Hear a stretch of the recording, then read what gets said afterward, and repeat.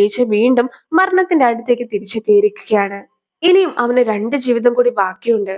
നീ ഓരോ തവണയും ഒരുപാട് മണ്ടനായിക്കൊണ്ടിരിക്കുകയാണ്, അതൊക്കെ കാണുവാൻ നല്ല രസമാണെന്നൊക്കെ മരണവും ഈച്ചയുടെ അടുത്ത് പറയുമ്പോഴത്തേക്കും ഈച്ചയാകട്ടെ ശീഹുൺ ശരിക്കും അവിടെ വെച്ച് കൊല്ലപ്പെടേണ്ടിയിരുന്ന ആളായിരുന്നു എന്നൊക്കെ മരണത്തിന്റെ അടുത്തും ചോദിക്കുകയാണ്. പക്ഷെ നീ അതൊക്കെ അറിഞ്ഞത് കൊണ്ട് ഒരു കാര്യവും ഇല്ല എന്നായിരുന്നു മരണവും അവന്റെ അടുത്ത് പറഞ്ഞിട്ടുണ്ടായിരുന്നത്. ഓരോ തവണ നീ മരിക്കുന്ന സമയത്തും കൂടുതലായിട്ട് ആ ഒരു മരണമൊക്കെ നിനക്ക് വേദന നൽകുന്നതായിരിക്കുമെന്ന കാര്യവും മരണം അവനെ അറിയിക്കുന്നു. നീ വിചാരിക്കുന്നതിനും അപ്പുറത്തായിരിക്കും അതേ എന്ന് കൂടി പറഞ്ഞതിന് ശേഷം മരണം അവനെ ഷൂട്ട് ചെയ്യുവാനായിട്ട് നിൽക്കുമ്പോഴത്തേക്കും ഇനി 2 ലൈഫ് മാത്രമല്ലേ ബാക്കിയുള്ളൂ, ഞാനും എത്രയും വേഗം മരിക്കുന്നതായിരിക്കും എന്നൊക്കെ പറഞ്ഞ് അവൻ നിൽക്കുകയും മരണം നീ എന്തൊരു മണ്ടനാണെന്ന് പറഞ്ഞ് അവനെ ഷൂട്ട് ചെയ്ത് കൊല്ലുകയും ചെയ്യുന്നു. അങ്ങനെ ഈച്ച ഒരാളുടെ ബോഡിയിലും എത്തിയിരിക്കുകയാണ്. ഇത്രയും കാലം ഈച്ച സഞ്ചരിച്ചത് സമയത്തിന് മുന്നോട്ടായിരുന്നു, പക്ഷെ ആദ്യമായിട്ടാണ് ഈച്ച പിറകോട്ട് സഞ്ചരിക്കുന്നത്.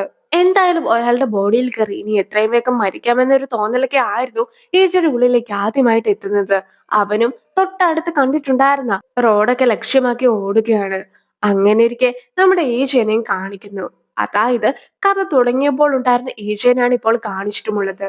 ഈ ഒരു മനുഷ്യൻ ഓടുമ്പോഴത്തേക്കും ആയിരുന്നു അയാളുടെ ഓർമ്മകളൊക്കെ ഈച്ചയുടെ ഉള്ളിലേക്കും വരുന്നത്.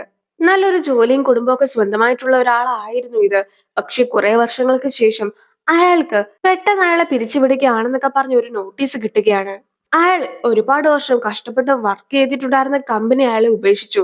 പിന്നീട് വീട്ടിലെത്തി കഴിയുമ്പോഴത്തേക്കും വൈഫും ഡിവോഴ്സ് നോട്ടീസ് ഒക്കെ അയാൾക്ക് അയച്ചിട്ടുണ്ടായിരുന്നു. അങ്ങനെ കുടുംബവും കമ്പനിയും ഒരേപോലെ നഷ്ടപ്പെട്ട വിഷമത്തിലൊക്കെ ആയിരുന്നു അയാളും ഉണ്ടായിരുന്നത്. എല്ലാം നഷ്ടപ്പെട്ട അയാളാകട്ടെ ആത്മഹത്യ ചെയ്യണമെന്ന് തോന്നലിലൊക്കെ ഇരിക്കുമ്പോഴത്തേക്കും ഈച്ചയും താനും ഇതേ സിറ്റുവേഷനിലൂടെ കടന്നുപോയതായിരുന്നു എന്നൊക്കെ ഓർക്കുന്നു. അങ്ങനെ ആത്മഹത്യ ചെയ്യാമെന്ന രീതിയിൽ ഈച്ചയും അയാളെ കൂട്ടിക്കൊണ്ടൊക്കെ പോകുന്നു. ഇനി 7 വർഷം മുമ്പുണ്ടായിരുന്ന ഈച്ചനെ കാണിക്കുകയാണ്. അവനാകട്ടെ ഇത്തവണത്തെ ഇന്റർവ്യൂവിന് തനിക്ക് ഉറപ്പായിട്ടും ജോബ് കിട്ടുമെന്ന പ്രതീക്ഷയിലൊക്കെയാണ് ഉള്ളതും. അങ്ങനെ ഇരിക്കെ ആയിരുന്നു ഇപ്പോഴത്തെ ഈച്ച ആത്മഹത്യ ചെയ്യുവാനായിട്ട് റോഡിന്റെ നടുക്ക് പോയി നിൽക്കുന്നത്. അതുവഴി വണ്ടി ഓടിച്ചോണ്ട് വന്ന ടയ്യോ ആകട്ടെ അയാളെ ഇടിച്ചിടുകയും ചെയ്യുന്നു. ഇപ്പോഴത്തെ ഈച്ച മരിക്കുവാനായിട്ടൊക്കെ കിടക്കുകയാണ്. പെട്ടെന്നൊന്ന് ഭയപ്പെട്ട് പോയിട്ടുണ്ടായിരുന്ന പഴയ ഈച്ച ആകട്ടെ ആംബുലൻസിനൊക്കെ കോൾ ചെയ്യുന്നു. എന്താണ് സംഭവിക്കുന്നതെന്ന് മനസ്സിലാകാതെ ഈച്ച മറ്റൊരു വശത്തേക്കൊക്കെ നോക്കുമ്പോഴത്തേക്കും തന്നെ നോക്കി നിൽക്കുന്ന ടയ്യൂനെയും അവൻ കാണുന്നു. ഇപ്പോൾ മരണവും അവന്റെ അടുത്തേക്കൊക്കെ എത്തിയിരിക്കുകയാണ്. ഈച്ചയും തന്നെ രക്ഷിക്കാമോ എന്നൊക്കെ ടയ്യൂന്റെ അടുത്ത് നിൽക്കുന്ന മരണത്തിനോട് ചോദിക്കുന്നു. അപ്പോൾ ടയ്യൂന്റെ മുഖത്തെ എക്സ്പ്രഷനൊക്കെ ഈച്ച ശ്രദ്ധിക്കുകയാണ്. ഞാൻ ആദ്യമായിട്ട് ഒരാളെ കൊന്നപ്പോഴത്തേക്കും അയാളാകട്ടെ ഞാൻ ദൈവമാണെന്നുള്ള രീതിയിലായിരുന്നു എന്റെ മുഖത്തേക്ക് നോക്കിയിട്ടുണ്ടായിരുന്നെന്നൊക്കെ ടയ്യു പറഞ്ഞതിനെ കുറിച്ചും ഇപ്പോൾ ഈച്ച ഓർക്കുന്നു. താൻ തന്നെ ആയിരുന്നു എല്ലാം തുടങ്ങി വെച്ചിട്ടുണ്ടായിരുന്നെന്ന സത്യം ഈച്ച മനസ്സിലാക്കുകയാണ്.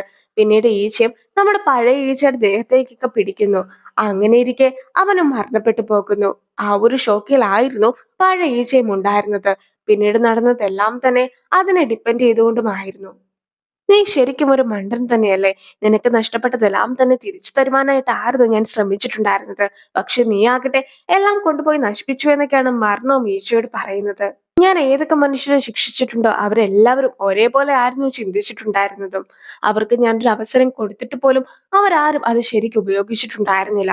ഇനി നിനക്ക് ഒരേ ഒരു അവസരം മാത്രമാണ് അവശേഷിക്കുന്നതെന്നൊക്കെ മരണവും ഈച്ചയുടെ അടുത്ത് പറയുന്നു.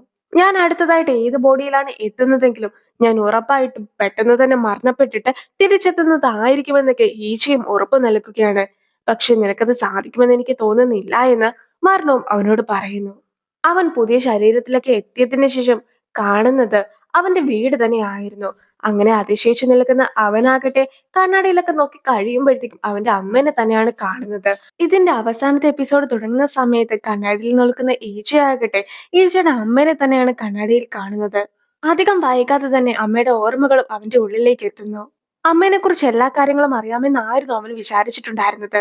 പക്ഷേ അമ്മ അനുഭവിച്ച കാര്യങ്ങൾ കണ്ട് കഴിയുമ്പോഴത്തേക്കുമാണ് അവൻ അമ്മേനെ കുറിച്ച് ഒന്നും തന്നെ അറിയുകയില്ലായിരുന്നു എന്ന സത്യം അവനും മനസ്സിലാക്കിയത്. ഒരുപാട് സ്വപ്നങ്ങൾ ഉണ്ടായിരുന്ന ഒരു പെൺകുട്ടിയായിരുന്നു അവന്റെ അമ്മ. പിന്നീടാകട്ടെ ഒരാളെ സ്നേഹിച്ച് വിവാഹം കഴിക്കുകയും അതിലൊരു കുട്ടി ഉണ്ടാക്കുകയും ചെയ്തു. അധികം വൈകാതെ തന്നെ ഹസ്ബൻഡ് മരിച്ച അവരാകട്ടെ ആകെ തകർന്നു പോയിട്ടുണ്ടായിരുന്നു. മൊത്തത്തിൽ തകർന്നിട്ടുണ്ടായിരുന്ന അമ്മയാകട്ടെ അതൊന്നും തന്നെ പുറത്ത് കാണിക്കാതെ ആയിരുന്നു ഈജയ്ക്ക് വേണ്ടി ജീവിച്ചിട്ടുണ്ടായിരുന്നത്. ഈജയ്ക്ക് സുഖമില്ല എന്നറിയുന്ന അമ്മയാകട്ടെ ഓഫീസിൽ നിന്നും പെട്ടെന്ന് വീട്ടിലേക്ക് എത്തി അവനെയുമായിട്ട് ഹോസ്പിറ്റലിലേക്ക് എത്തുന്നു. അവിടെ എത്തി കഴിയുമ്പോഴത്തേക്കും അവന്റെ ഒപ്പം ഉണ്ടായിരുന്നെങ്കിൽ എന്നൊക്കെ അമ്മയും ആഗ്രഹിച്ചു പോകുന്നുണ്ട്. കമ്പനി ഇപ്പോൾ മുന്നോട്ട് പോകുന്നത് കുറച്ച് ബുദ്ധിമുട്ടിലാണെന്നൊക്കെ പറഞ്ഞിട്ട് പെട്ടെന്നൊരു ദിവസം ഈജയുടെ അമ്മേനെയും ജോലിയിൽ നിന്ന് പിരിച്ചുവിട്ടിട്ടുണ്ടായിരുന്നു. അവിടെ ജോലി ചെയ്ത ആളുകൾ എല്ലാവരും കൂടി ചേർന്നിട്ട് രാത്രിയെന്നോ പകലെന്നോ ഇല്ലാതെ സമരമൊക്കെ ചെയ്തിട്ടുണ്ടായിരുന്നു. പക്ഷെ അതുകൊണ്ട് ഒരു പ്രയോജനവും ഉണ്ടായില്ല. എങ്കിലും അതിലൊന്നും തന്നെ തളർന്നു പോകാതിരുന്ന അമ്മയാകട്ടെ പല പല ജോലികളൊക്കെ ചെയ്തായിരുന്നു അവനെ വളർത്തിയിട്ടുണ്ടായിരുന്നത്. ഒരു ദിവസം അമ്മ വീട്ടിലേക്ക് എത്തുമ്പോഴത്തേക്കും ഒരുപാട് മദ്യപിച്ച് കിടന്നുറങ്ങുന്ന മകനെ ആയിരുന്നു കണ്ടിട്ടുണ്ടായിരുന്നത്. എങ്കിലും ഒരു പരാതി പോലും അമ്മ പറഞ്ഞിട്ടുമുണ്ടായിരുന്നില്ല. നിന്നെ കൊണ്ട് ഇതെല്ലാം തന്നെ അതിജീവിക്കുവാനായിട്ട് സാധിക്കുമെന്ന് പറഞ്ഞ് അമ്മ ഒരു എഴുത്തെഴുതി വെച്ചിട്ടൊക്കെ ആയിരുന്നു അവന് ഫുഡ് ഉണ്ടാക്കി കൊടുത്തിട്ട് പോയിട്ടുണ്ടായിരുന്നത്. ഹോസ്പിറ്റലിൽ ഉണ്ടായിരുന്ന അമ്മയാകട്ടെ ഗിജനെ കോൾ ചെയ്ത് നോക്കുമ്പോഴത്തേക്കും അവൻ ഫോൺ എടുക്കുന്നുണ്ടായിരുന്നില്ല. ആ ഒരു സമയത്തായിരുന്നു അവൻ ആത്മഹത്യ ചെയ്തിട്ടുണ്ടായിരുന്നത്. മകന് എന്ത് സംഭവിച്ചു എന്ന് അറിയുവാനായിട്ട് വേഗം ഡ്രസ്സൊക്കെ മാറി നിൽക്കുന്ന അമ്മേനെ കാത്ത് ഒരു കോളൊക്കെ വരികയാണ്. ഈജ ആത്മഹത്യ ചെയ്തു എന്നതായിരുന്നു ആ ഒരു കോള്. ഇപ്പോൾ ആകട്ടെ മകനെ കാണുവാനായിട്ട് അമ്മ എത്തി കഴിയുമ്പോഴത്തേക്കും മരിച്ചു കിടക്കുന്ന മകനെ അമ്മ നേരിട്ട് കാണുന്നു. മകനോട് കണ്ണു തുറക്ക്, നമുക്ക് വീട്ടിൽ പോകാമെന്നൊക്കെ പറഞ്ഞ് അമ്മ ഒരുപാട് കരയുന്നൊക്കെയുണ്ട്. പിന്നീട് അവന്റെ അടക്കം നടക്കുകയാണ്. അവിടെ അമ്മയും ജിസുവും ഒരുപോലെ ഉണ്ടായിരുന്നു. ഈജ മരിച്ചപ്പോൾ അവൻ അവന്റെ എല്ലാ പ്രയാസങ്ങളും ഇല്ലാതാക്കിയെങ്കിൽ പോലും അവൻ മരിച്ചത് കൊണ്ട് തന്നെ അതിന്റെ ബുദ്ധിമുട്ടുകളെല്ലാം തന്നെ അനുഭവിച്ചിട്ടുണ്ടായിരുന്നത് അവന്റെ അമ്മയും ജിസുവുമായിരുന്നു. ഈജ സൂയിസൈഡ് ചെയ്തത് കൊണ്ട് തന്നെ പോലീസ് സ്റ്റേഷനിലേക്കൊക്കെ അമ്മേനെ വിളിപ്പിച്ചിരിക്കുകയാണ്. ഇനി അമ്മയാകട്ടെ അവൻ മരിച്ചതിനുള്ള കാരണക്കാര് തന്നെ താനാണെന്ന് പറഞ്ഞ് സ്വയം കുറ്റങ്ങളൊക്കെ ഏൽക്കുന്നു.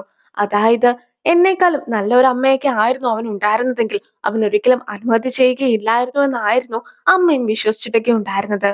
അമ്മയുടെ കൂടെ വർക്ക് ചെയ്യുന്ന ഒരു സ്ത്രീയുടെ പേരക്കുട്ടിക്ക് 1 വയസ്സായിരിക്കുകയാണ്. അതുകൊണ്ട് തന്നെ എല്ലാവർക്കും ഭക്ഷണ സാധനങ്ങളൊക്കെ അവർ കൊണ്ടുപോയി കൊടുക്കുന്നു.